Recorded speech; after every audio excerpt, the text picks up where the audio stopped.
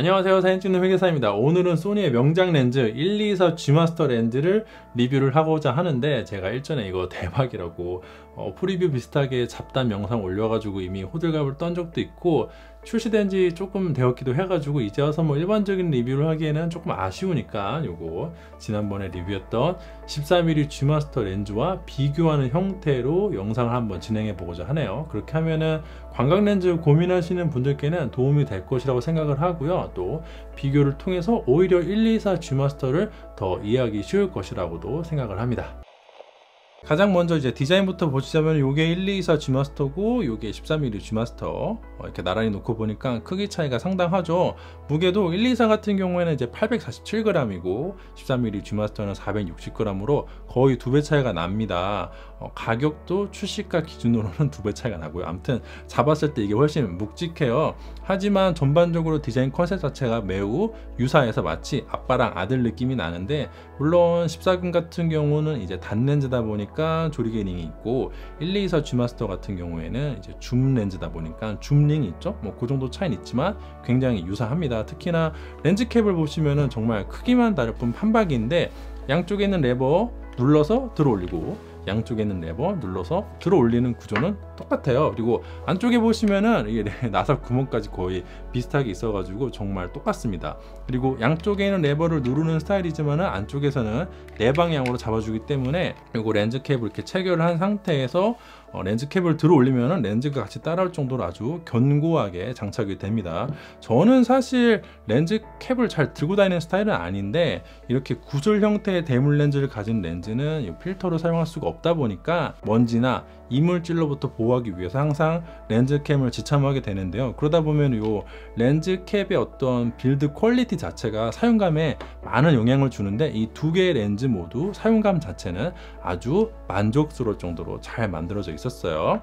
그리고 대물 렌즈 같은 경우에 보시면은 124는 여기 후드 안쪽에 꽉 차 있는데, 둘 다 똑같이 이제 구슬 형태는 구슬 형태인데 124 G마스터는 이 안쪽이 꽉 차 있고, 13mm G마스터 같은 경우는 렌즈가 이제 아닌 부분이 좀 있어가지고 좀 더 귀여운 느낌이 나요. 뭔가 이제 튀어 오르다가만 느낌이 나서 좀 더 귀여운 것 같습니다. 그리고 대물 렌즈뿐만 아니라 점화한 렌즈 쪽도 상당히 유사하게 디자인이 되어 있어가지고, 이렇게 구슬 형태인 이 렌즈들은 필터를 못 사용하는데, 그러면은 ND 필터를 써야 할 때 조금 어려울 수가 있으니까 이쪽에 하이다 같은 업체 렌즈 필터를 사가지고 끼워 넣을 수 있도록, 또는 이제 본인이 사가지고 잘라서 끼워 넣을 수 있도록 똑같이 설계가 되어 있어요. 그러니까 앞이나 뒤나 비슷하게 생겼다는 것이죠. 한 가지 뭐 차이를 꼽자면은 이제 단렌즈 줌렌즈에서 오는 차이인데, 이 버튼 구성이 달라요. 124 같은 경우 이제 왼쪽에 펑션 버튼 있고, 그리고 AF, MF 조작할 수 있는 스위치가 있는데, 반대편에는 아무것도 없이 소니 마크만 있어요. 반면에 14금 같은 경우에는 요 조리개 링이 있다 보니까 이쪽에 왼쪽에 펑션 버튼이랑 AF, MF 스위치 있는 거 똑같은데, 반대쪽에 요 클릭 온오프가 있습니다. 요거 온으로 하면은 조리개 링 조작할 때 다다다다닥 거리고, 요거 오프로 하면은 이렇게 부드럽게 돌아가서 이 영상 촬영할 때 훨씬 매끄럽게 조리개 조작할 수 있는 거 다들 아시죠? 뭐 그 정도 차이 있는 거 말고는 사실 컨셉 자체가 매우 유사하기 때문에 사용하면 사용할수록 비슷한 디자인이다 라는 느낌이 들었고요. 얘가 먼저 나왔으니까 1224가 먼저 나왔으니까 요 14금이 미니 1224 느낌이 난다, 뭐 그 정도 말씀드릴 수 있겠네요. 화각 차이도 보시자면은 이게 어느 건물 최상층에서 24mm로 촬영한 사진인데, 사실 24mm도 상당한 광각이잖아요. 이때 14mm로 촬영하면 여기까지 담깁니다. 우측 건물 일부가 잘리긴 했지만 굉장히 넓게 담겼죠. 그리고 12mm로 촬영하면 이 정도예요. 차이가 엄청 크진 않지만 우측 건물이 온전하게 담긴 것을 확인할 수가 있습니다. 같이 놓고 비교하면 이 정도 차이인데요. 이게 이제 크다면 크지만 또 작다면 작은 차이거든요. 대부분은 이 정도 차이는 그렇게 크게 상관이 없을 수는 있겠지만 가끔 저 차이가 크리티컬한 순간이 있기도 마련입니다. 특히나 초광각은 이런 넓은 실내에서 그 진가를 발휘하는데요. 이것도 역시나 실내 쇼핑몰에서 24mm로 촬영한 사진이고요. 같은 장소에서 14mm로 촬영하면은 이 정도로 넓게 담깁니다. 상당히 넓죠. 그리고 또 여기서 12mm로 촬영하면은 이 정도로 더 넓게 담기고요. 사진이 정말 드라마틱해지는 걸 느낄 수가 있어요. 이것도 이제 같이 놓고 보면은 이 정도 차이인데, 이 케이스는 그렇게까지 그 차이가 두드러지진 않는 장소였던 것 같아요. 다음은 이제 우리가 흔히 볼 수 있는 이 정도 크기를 가진 테이블을 마주보고 앉았을 때 어떻게 촬영이 되는가? 역시나 가장 먼저 24mm로 촬영한 사진입니다. 이것도 사실 광각인데 굉장히 평범해 보이죠. 그러던 게 14mm에서는 이렇게 촬영이 되고 12mm에서는 이렇게 촬영이 됩니다. 아무래도 근거리를 촬영하다 보니까 원근감이 훨씬 과장되는 것 같아요. 실제로 같이 놓고 보면은 그 차이가 확연하죠. 게다가 이 경우에는 14mm는 f1.8이고 12mm는 2.8인데 배경의 아웃포커싱 정도가 거의 차이가 안 납니다. 마지막으로 이 정도 되는 굉장히 작은 테이블을 마주보고 앉으면 어떻게 되는가? 가장 먼저 24mm 역시나 광각이니까 굉장히 작은 테이블임에도 불구하고 하단에 있는 음료수가 전혀 잘리지 않고 전부 다 담기는 것을 확인할 수가 있습니다. 그리고 14mm 정말 넓습니다. 그러다 보니까 이제 배경에 있는 다른 사람이 화면에 들어오는 부작용도 있을 정도예요. 그리고 12mm 찍을 때는 몰랐는데 우측 하단에 유모차 일부가 보이는 것도 상당히 재밌네요. 그래서 같이 보시면 이 정도 차이가 있는데 이거 주의하실 점이 이게 제가 상악대 놓고 촬영한 게 아니라 핸드헬드로 촬영하다 보니까 약간씩 제 몸이 왔다 갔다 하면서 차이가 발생하거든요. 여러분들도 실제 촬영하다 보시면은 살짝 움직이는 것만으로도 굉장히 큰 차이가 발생할 수 있으니까 그런 점을 참고하시길 바랄게요. 그리고 역시 이것도 13mm는 f1.8이고 12mm는 2.8인데 배경 흐림의 차이가 거의 없는 것도 확인할 수가 있습니다. 제가 이거 실제로 한 달 동안 촬영을 하면서 솔직히 느낀 점은 12mm가 엄청 넓어서 좋기는 한데 생각보다 12mm가 꼭 필요한 상황은 많지 않다는 느낌이 들었고 되려 촬영 난이도가 너무 올라가서 촬영이 어렵다는 생각이 들었어요. 그러니까 이 정도 화각은 필요성이 분명한 사람이 아니면은 사용하기가 매우 힘들다는 것이죠. 뭐 이런 식으로 가까이서 건물 전체를 담는다 하면은 12mm가 상당히 도움이 되죠. 그런데 실내에서 막상 이렇게 뭐 큰 틀이랑 촬영한다고 해도 이게 13mm면 충분하거든요, 이 정도는. 그리고 이런 식으로 촬영할 때 이게 지금 24mm인데 하단부에 조금 반사된 게 비쳐 보이긴 하지만 그래도 적당히 야경 사진을 실내에서 촬영할 수가 있었는데요. 여기에서 12mm를 활용하면 이런 식으로 주변에 원치 않은 것들이 막 들어오기 시작을 합니다. 다만 줌렌즈다 보니까 24mm 를 활용할 수 있는 건 정말 큰 장점인데요. 제가 이사금 쓰면서 익숙해져서 그런지 24mm 활용도가 스냅 촬영할 때 굉장히 높았어요. 12mm든 14mm든 이런 상황에선 너무 드라마틱하게 나오기 때문에 이런 환경에서는 24mm가 훨씬 자연스럽게 사진을 얻을 수가 있고요. 12mm도 이런 식으로 활용할 수는 있겠지만 원근감 때문에 인체곡이 상당해가지고 좀 어렵습니다. 엄청난 초광각 렌즈임에도 불구하고 리뷰 기간 동안 부담없이 들고 다녔던 이유 중에 하나가 바로 24mm의 활용이었어요. 최대 망원임에도 해상력을 전혀 걱정할 필요가 없다는 것도 장점이었고요. 필요할 때는 이렇게 초광각으로 인체 왜곡 주의하면서 촬영하면 되고 그러면서도 이렇게 편안한 느낌도 연출할 수 있고요. 그리고 이런 줌렌즈로서 어떤 강점은 사진 찍을 때도 좋지만 오히려 영상 촬영할 때 훨씬 더 강하게 다가오더라고요. 실제로 이 렌즈 구입하신 분들도 영상 감독분들이 훨씬 많다고 들었는데 실제로 굉장히 편해요. 초광각 영역을 활용해가지고 이렇게 굉장히 좁은 엘리베이터 안에서도 인물이랑 배경을 적절하게 같이 화각에 담을 수가 있고요. 또 영상 후반 작업하다 보면은 주변부 조금 크롭해야 될 때도 있고 액티브 모드 발동시키면 약간 또 크롭이 되기도 하는데 그런 부분에 있어서도 굉장히 여유가 있고 워낙 담기는 장면 자체가 드라마틱하기 때문에 별다른 연출 없이 그냥 걷기만 해도 상당히 극적으로 보여서 무게만 감당이 되시면은 브이로그 촬영하시는 분들에게도 정말 좋을 것 같아요. 물론 12mm는 클로즈업 촬영 시 인물이 왜곡되어 이상하게 보이는 단점이 있지만 그럴 때는 그냥 간단하게 24mm로 줌링을 조작해주면 아주 자연스러운 화각을 얻을 수가 있습니다. 구도가 유동적인 동영상 촬영에서는 솔직히 12mm나 13mm나 큰 차이가 없지만 문제는 다른 초점거리를 원할 경우 영상 녹화 시에는 렌즈 교환이 아주 어렵다는 것이죠. 게다가 짐벌 쓸 때는 세팅도 다시 해야 돼가지고 결국 줌렌즈가 압도적으로 편합니다. 저러다가 이제 곧 말문 트일 것 같아요. 그랬구나. 그리고 4K나 8K로 촬영한 경우에는 출력 해상도에 따라서 충분히 확대가 가능한데 이렇게 4K로 촬영해서 FHD로 출력을 할 때는 200%까지 확대가 가능하니까 24mm로 촬영을 하더라도 표준 화각 영역까지 유연하게 편집을 할 수가 있는 것도 장점입니다. 저는 리뷰 기간에 사진보다는 오히려 영상을 좀 더 많이 촬영한 것 같은데 리뷰한다는 명분이 생겨서 오랜만에 짐벌 들고 이것저것 촬영했는데 즐겁고 재밌는 추억들 많이 담은 것 같고 그 과정이 상당히 편했다고 말씀을 드리고 싶네요. 그리고 이러한 초광각 렌즈 사용을 필요로 하는 케이스 중에 하나가 바로 은하수 사진일 텐데요. 천체까지의 거리는 지구에서 아무리 이동해봤자 전혀 변하지가 않아서 발줌이 전혀 불가능하니까 오직 초점거리로만 이미지 구성을 바꿀 수 있어서 초광각을 원하시는 분들이 많아요. 다만 아쉬운 건 지금은 겨울이라 북반구는 은하수 시즌도 아니고 리뷰 기간 내내 달이 떠 있거나 날이 흐려서 제대로 된 장례를 하나 건지지 못했어요. 이렇게 한번 왕복 5시간 갔다 오긴 했는데 이날 시정을 상당히 좋았는데 구름이 끼더라고요.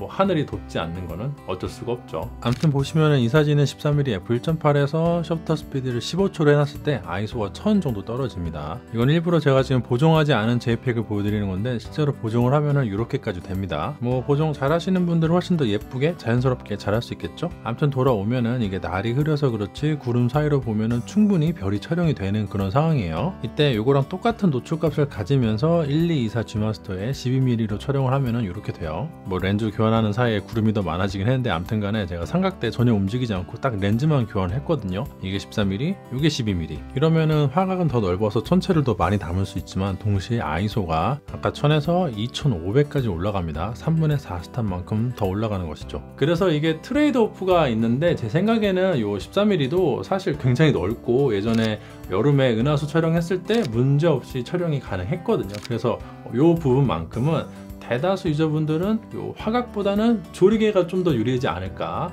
생각을 합니다. 아이소 1000과 2500이 어느 정도 차이가 있을지는 이 사용 중인 바디마다 또 다르겠지만 그래도 노이즈도 노이즈고 보정 관용도 측면에서 차이가 확실할 것이기 때문이죠. 그 다음에는 해상력 비교도 해봐야겠죠? 그 전에 먼저 1224 G마스터의 MTF 50 점수부터 보고 가도록 하겠습니다. 오늘도 역시 아이소 12233 차트로 MTF 50 점수를 테스트해 보도록 하겠습니다. 먼저 최대 간각 12mm에서 최대 개방. 정말 가까이서 촬영을 해야 되다 보니까 주변부가 좀 상면 만곡도 일어났고 원근감 왜곡도 보이며 비네팅도 있습니다. 그래도 점수는 꽤나 우수해요. 중앙부는 무려 6400점으로 아주 우수하고 주변부도 2500점인데 제 기대 이상입니다. 이거 단렌즈 아니고 줌렌즈거든요. 가끔 이 렌즈 같은 경우 이제 단렌즈보다 훌륭하다는 평을 받긴 하는데 그런 평가가 과연 이유가 있는 것 같습니다. 뒤로는 빠르게 진행해 볼게요. 조리개 4.0, 중앙부는 막 7000점 되려고 그러고 주변부는 3500점까지 올라왔습니다. 진짜 대단하네요. 다음은 이제 5.6, 중앙부는 5400점으로 조금 내려오고 주변부는 마에 4000점 돌파했습니다. 만점이에요. 다음은 조리개 8.0, 중앙부 4800점, 주변부 다시 3500점. 그리고 조리개 F11, 중앙부는 4200, 주변부는 3000. F16부터는 조금 회전이 도드라지고요. 중앙부 3400, 주변부 2300. 마지막 F22, 중앙부 2400점, 주변부는 1600점 정도로 끝이 납니다. 한눈에 보시는 점수가 다음과 같은데 일단 중앙부는 4000점 넘기는 구간이 2.8부터 11까지예요. 대단합니다. 거의 전 구간에서 만점이고요. 특히나 이 앞단은 뭐 어마어마하네요. 뭐 6400, 6765 이래가지고 이게 줌렌즈 점수가 아닌 것 같다. 진짜 단렌즈급이다 라는 생각이 들고요. 물론 워낙 초광각이다 보니까 차트랑 너무 가까이 붙어서 촬영을 해야 돼가지고 중앙부는 조금 뻥튀기 되고 주변부는 좀 불리한 측면이 있는데 그래도 뭐 이 점수는 대단한 것 같습니다. 주변부 같은 경우에는 이제 최대 개방에서 2539라서 일반적인 G마스터라면 제가 조금 아쉽다고 하겠지만 이 렌즈가 무려 12mm라는 정말 초광각이라는 걸 고려해보면은 상당히 높은 점수라고 저는 생각을 해요. 5.6에서는 피크를 때렸어요. 상면 만곡이 있을 수밖에 없는데 4000점 찍은 거는 대단하다고 봅니다. 앞단에서는 이제 주변부는 좀 수차가 있는 모습이고 5.6에서 피크를 찍고 중앙부, 주변부 둘 다 이제 공평하게 회절 타고 내려가는 뭐 그 정도 모습이다 라고 평가를 할 수가 있겠네요. 다음은 13mm, 왜곡이나 비네팅이 아까 12mm보다는 좀 덜하죠. 최대 개방에서 중앙부 4700점이고 주변부는 3800점입니다. 주변부 꽤나 훌륭하네요. 다음은 한단 조여서 4.0, 중앙부는 5600, 주변부는 3682로 요게 13mm에선 피크 같아요. 조리개 5.6, 중앙부 4900, 주변부 3700. 다음은 8.0, 각각 4600, 3400. 한단 조여서 F11, 4200, 3100. 회절이 오기 시작하는 F16, 중앙부 3400, 주변부 2400. 아까 12mm랑 좀 비슷하네요. 마지막 F22, 중앙부 2400, 주변부 1600으로 끝이 납니다. 자, 한눈에 보시면 다음과 같은데 아까보다는 중앙부는 조금 내려오고 주변부는 많이 올라왔죠. 제가 보기엔 이게 정상적인 것 같아요. 아까 12mm는 너무 가까이 붙다 보니까 약간 여긴 뻥튀기 되고 여긴 좀 낮게 나왔는데 이게 좀 정상적인 것 같고 중앙부는 역시나 최대 개방부터 F11까지 다 만점의 영역에 있고요. 주변부도 3000점 다 넘기고 있습니다. 훌륭해요. 그리고 여기선 거의 이렇게 좀 유지를 하다가 5.6 정도에서 이제 피크를 치고 내려가는 형국인데 전반적으로 봤을 때 14mm에서는 F4가 피크인 것 같고 뭐 5.6도 포함해도 될 것 같습니다. 제가 일전에 그 측정했던 14mm G마스터 렌즈랑 비교를 해보시면은 그때는 중앙부는 막 여기서 놀고 있고 주변부는 또 여기서 막 놀고 있었거든요. 막 8000점 막 1000몇 점 이랬어요. 그것보다는 주변부가 굉장히 높게 나왔는데 이런 거 봐서는 이제 상면 만곡은 상당히 더 잘 잡힌 것 같습니다. 물론 차트가 워낙 근거리다 보니까 원거리에서 해상력이 어떤지는 제가 좀 이따가 비교해 보도록 할게요. 그 다음은 이제 16mm 최대 개방, 중앙부 5855로 시작 좋고요. 주변부도 3755로 역시나 훌륭합니다. 다음은 4.0, 중앙부는 5700이고 주변부는 4000점 만점이에요. 그리고 5.6, 양쪽 모두 조금 내려와서 4900 그리고 3700. 조리개 F8의 경우에는 4497, 3481, 그리고 F11의 경우에는 중앙부 4000, 주변부 3000으로 둘 다 잘 버텼습니다. F16부터는 역시나 회절이 오면서 중앙부는 3400, 주변부는 2415, 마지막 조리개 F22는 2300 그리고 1675로 끝납니다. 16mm를 이제 한눈에 보면 다음과 같은데 거의 14mm랑 동일합니다. 요거 최대 개방에서 중앙부가 해상력이 좀 높게 나온 거 빼고는 거의 비슷한 것 같아요. 그리고 피크를 꼽자면은 F4에서 주변부가 4000점 넘어가면서 요거 피크라고 할 수 있을 것 같고요. 하나 더 꼽자면은 5.6도 상당히 훌륭하다고 볼 수가 있을 것 같습니다. 제가 누차 강조하지만은 이 그래프는 최대 개방부터 이렇게 쭉 내려가는 게 가장 이상적인 모습인데요. 뒤 이제 망원으로 올수록 그런 이상적인 모습에 점점 가까워지는 것 같아요. 렌즈 경통에 마킹된 초점거리 하면 이제 다음은 18mm 차례인데 너무 많아서 생략을 하고 21mm부터 보여드리도록 하겠습니다. 최대 개방에서 5458 그리고 3090으로 출발을 합니다. F4에서는 중앙부는 여전히 5000점 넘었고요. 주변부 3400점으로 소폭 올랐어요. F5.6에서는 중앙부 4684, 주변부 3852, 8.0은 4400, 3700, 다음 F11은 4100 그리고 3100, F16부터는 회절 오면서 3300 그리고 2500 정도고요. 마지막 F22는 2400, 1800 정도로 마무리가 됩니다. 그리고 또 이제 한눈에 보시면 다음과 같은데 중앙부 같은 경우에는 이렇게 내려가고 있지만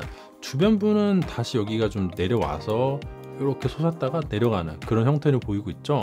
덕분에 이제 피크가 다시 5.6으로 돌아왔는데 그래도 이 작은 차이고 작은 변화이지 전반적으로는 계속 그 14mm부터는 비슷한 수치들이 이어지는 것 같아요. 다음은 마지막 24mm. 여기까지 오니까 주변부 왜곡이랑 비네팅도 상당히 호전이 되었죠. 최대 개방에서 중앙부 4900, 주변부 3100으로 여전히 시작이 굉장히 좋습니다. F4는 중앙부 5200 그리고 주변부는 3500 정도이고요. F5.6에서는 중앙부 4765고 주변부가 4200점으로 5.6에서도 4000점 만점 넘겼습니다. 8.0은 중앙부 4600이고 여기서도 주변부가 4300으로 4000점 넘기고 있어요. F11은 중앙부 4300점, 주변부 3600점 정도. 그 다음 F16은 3500, 2800, 마지막 F22는 2400, 1800으로 끝이 납니다. 자, 이것도 한눈에 보시자면 앞선 초점거리들과 그렇게 크게 다르진 않지만 그래도 주변부가 조금 더 올라왔다는 게 눈에 보입니다. 여기 5.6이랑 8.0에서 둘 다 4000점 넘었죠. 그래서 피크 구간이 5.6, 8.0 정도로 볼 수 있다. 자, 그래서 측정한 모든 초점거리를 한눈에 보자면 다음과 같은데 아무래도 12mm는 조금 너무 가깝다 보니까 여기는 살짝 높게 나오고 여기가 살짝 낮게 나오는 경향은 있는 것 같은데 그걸 무시하면은 전반적으로 중앙부는 대부분 4000점 이상이고요. 주변부도 대부분 3000점 이상입니다. 웬만한 단렌즈도 이렇게 나오기 정말 쉽지 않거든요. 더군다나 초점거리가 표준 화각대도 아니고 12mm에서 24mm라는 정말 초광각 영역인데 이런 점수를 보여준다는 거는 진짜 대단한 것 같습니다. 그 다음은 가까운 데서 차트 촬영한 거 말고 실제로 원거리를 촬영하면 어떻게 될까? 요거는 이제 124금의 12mm고요. 요거는 14금의 14mm. 여기서 중앙부랑 주변부를 확대해 보도록 하겠습니다. 400%로 확대를 했는데 두 개의 렌즈 모두 최대 개방에서 별로 코멘트 할 게 없어요. 둘 다 엄청나게 샤프합니다. 반면에 주변부를 보면은 아무래도 1.8 최대 개방은 조금 빡센지 1224금이 조금이라도 더 샤프한 것 같아요. 다음 이제 12mm는 2.8, 13mm는 2.0인데 이것도 역시나 중앙부는 코멘트 할 게 없습니다. 샤프해요. 그리고 주변부를 보시면은 확실히 아까보다는 13mm가 좀 더 올라오긴 했는데 그래도 아직까지는 124금이 조금 더 샤프한 것 같습니다. 여러분들 보시기는 어떤가요? 자, 이제 드디어 둘 다 똑같이 f2.8 중앙부는 역시 샤프하고요. 여기까지 오니까 14금이 조금 더 샤프해 보이긴 하는데요. 근데 그렇게 큰 차이는 없는 것 같습니다. 다만 124 지마스터 같은 경우가 2mm도 광각이고 최대 개방인데 비슷하다는 것 자체가 대단한 거겠죠? 그리고 다음은 4.0. 여기서부터는 중앙부나 주변부나 거의 차이가 안 나요.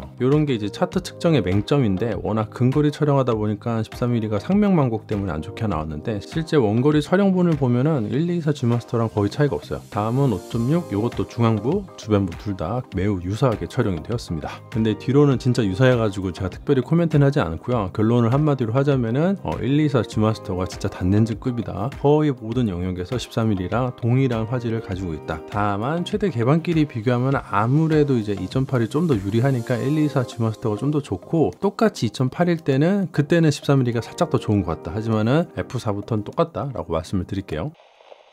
조리개 수치별 렌즈 복회 테스트를 해야 되는데, 문제가 이제 12mm에서는요 최대 개방을 해도 복회가 거의 안 생기더라고요. 가장 근거리로 초점을 잡든 가장 원거리로 초점을 잡든 유효 구경이 거의 4.3mm 밖에 되지 않다 보니까 이 테스트는 제가 패스하도록 하겠습니다. 진짜 안 생기네요. 반면 24mm에서는 그래도 어느 정도 복회가 생성되는 것을 확인할 수 있었고요.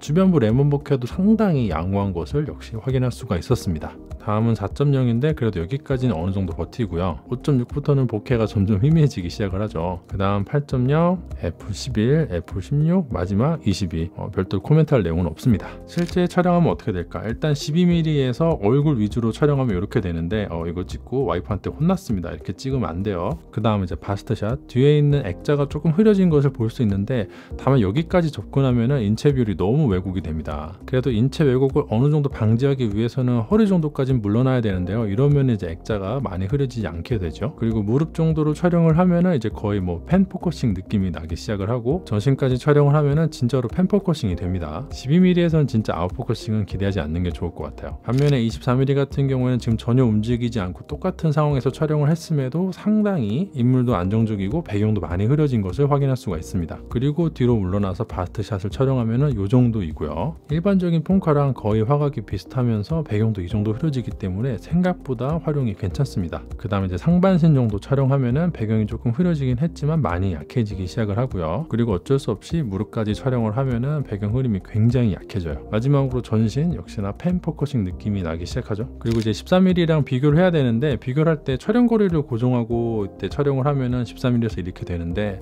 이건 별로 좀 의미가 없죠. 일단 24mm도 같은 장소에서 그냥 이제 줌링만 돌리면은 이렇게 촬영이 돼요. 하지만 이것보다는 피사체의 크기를 고정하고 비교하는 게 좀 더 맞겠죠. 일반적인 테이블을 보고 마주 앉아서 허리 정도까지 담으면은 이렇게 촬영이 되고, 굉장히 가까이서 촬영을 해야 됩니다. 이거 그러다 보니 그래도 어느 정도는 배경이 흐려지는 것을 확인할 수가 있습니다. 이 정도 흐려지는 거 보고 13mm에서도 역시나 같은 피사체의 크기로 촬영을 하면은 이 정도로 배경이 흐려집니다. 아무래도 이렇게 비교하면은 13mm가 훨씬 더 많이 흐려지는 것을 역시 확인할 수가 있어요. 이게 12mm f2.8, 이게 13mm f1.8 확연하게 비교가 되죠. 여기서 24mm 2.8로 넘어가면은 이렇게 촬영이 됩니다. 이렇게 촬영을 하기 위해서는 12mm랑 13mm보다는 상당히 뒤에서 촬영을 해야 되고요. 그러다 보니까 인체 비율도 상당히 안정적이고 대신에 배경에 담기는 것들이 많이 줄었어요. 참고로 여기서 이사금으로 24mm f1.4로 촬영하면 이렇게 되는데요. 생각보다 배경이 많이 흐려지는 것을 확인할 수가 있습니다. 24mm 광각 렌즈라고 반드시 배경이 흐려지지 않는 건 아니고요. 1.4로 촬영하면 이 정도 되고, 다시